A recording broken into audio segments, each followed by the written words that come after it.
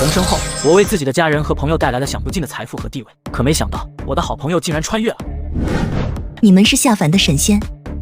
没错，我们是第一次下凡，还不太熟练，所以没掌握好出现的地点，绝非有意冒犯姑娘的。传说天庭上的神仙都有千里眼顺风耳的本事，如果你能证明自己可以做到的话，我就信你。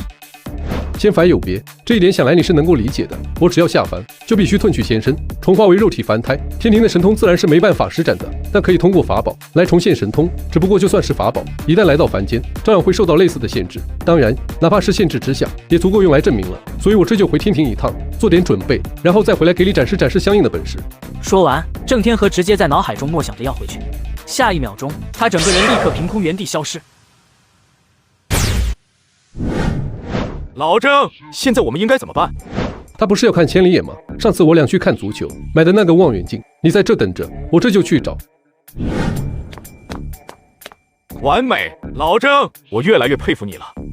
走啦走啦，我们回去。叶哥，你怎么来了？给你打电话打不通，老郑的电话也打不通，我过来看一下。怎么了，叶哥？张老给我打电话了，说的是你和雨山的婚事。对了，你客厅怎么放了这么一个大香炉？本来我们想多试几次再和你说的，是这样的，昨天这玩意突然从天上掉下来了，我当时好奇就用手去摸。下一秒，一抹蓝色的光芒从香炉一圈亮起，与此同时，香炉上方也映射出金色亮光，直冲天际。刹那间，神奇的一幕发生了，郑天河被金色光芒吸入。老郑，老郑！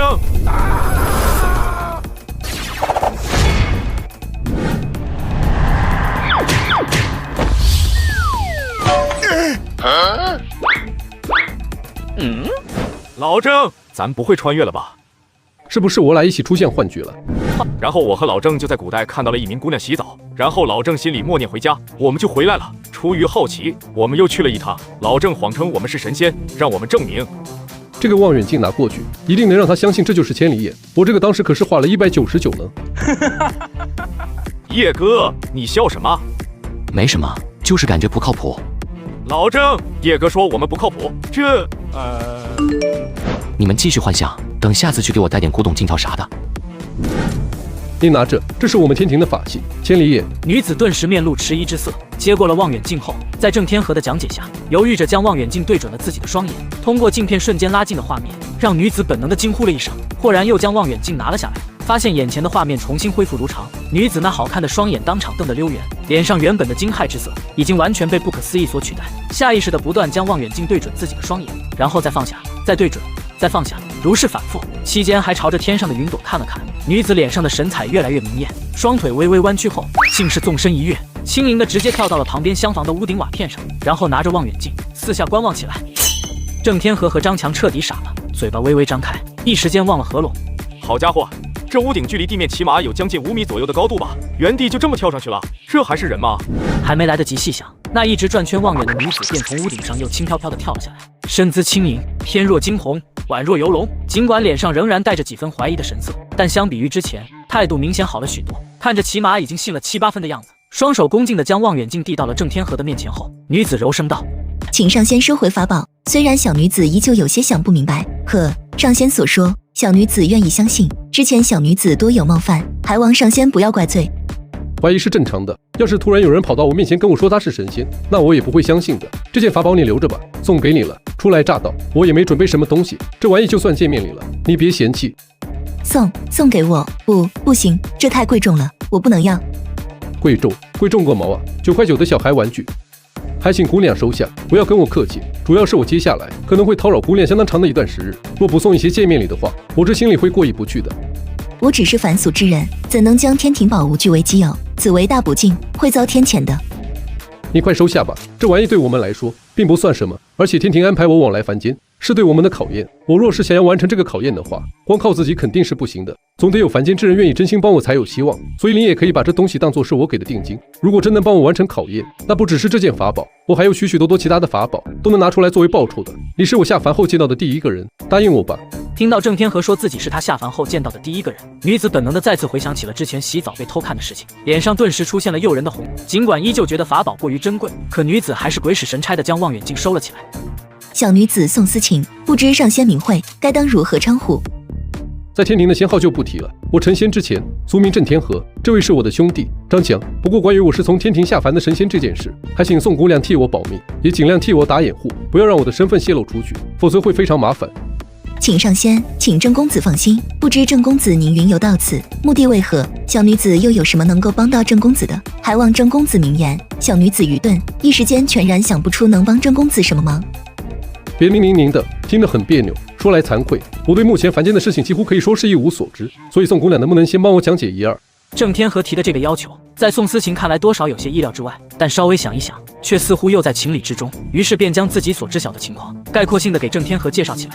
郑天河听得非常专注，按照宋思琴所说，这里属于一个名叫北周的国家，幅员辽阔，下辖7府36郡，而宋思琴家所在的位置，便是东山府长乐郡内的九玄山脉，处于一个巨大的山谷之中。村落的名字就叫宋家村，平日里在山谷内过着几乎与世隔绝的隐居生活。老郑，这北周是个什么鬼？没记错的话，历史上确实有北周这样一个国家，但建立北周的是宇文氏。但按照周姑娘所说，眼下这个北周明显和历史上那个北周没有任何相近之处。难道说发生在我们身上的穿越事件，从本质上来讲，并不是时间维度的穿越，而是空间维度的穿越？所以它其实并非是在古代和现代之间来回自由往返，而实际上是在地球和另外一个类的星球之间进行空间穿梭。郑公子，你们怎么了？没事吧？没事，只是想静静而已，你不用管我们，我们待一会儿就好。正待这时，四合院外却忽然响起了颇为嘈杂的声音。下一秒钟，一位身高起码达到了2米左右的铁塔般黝黑壮汉，飓风般的冲了进来。大小姐，石头他一直燥热不退，额头实在是太烫了，您能不能想想办法？我怕他可能会撑不住啊。是昨天被野猪顶伤后引起的热病吗？我也不知道，应该是吧。顶伤的地方是大腿，我看伤口不算特别深，就没太管，只是给他止了血。结果昨天晚上便发烧了，今天依旧高烧不退，这可如何是好？莫爷爷月前便外出云游，寻找珍稀药材去了。现在谷内只有莫爷爷的2位徒弟能给人看病，他们也没有办法吗？他们哪里有莫老的本事？给石头号了号脉后，就全都摇头说治不了。要不是真没辙了，我也不能来求大小姐您啊。大小姐您是知道的，我只能有石头这么一个儿子。石头要是真有什么不测，我们战家岂不是到了我这一辈便等于绝后了？这是大不孝啊！到时候我死了，怎么有脸下去见我爹娘？走，先带我去看看孩子。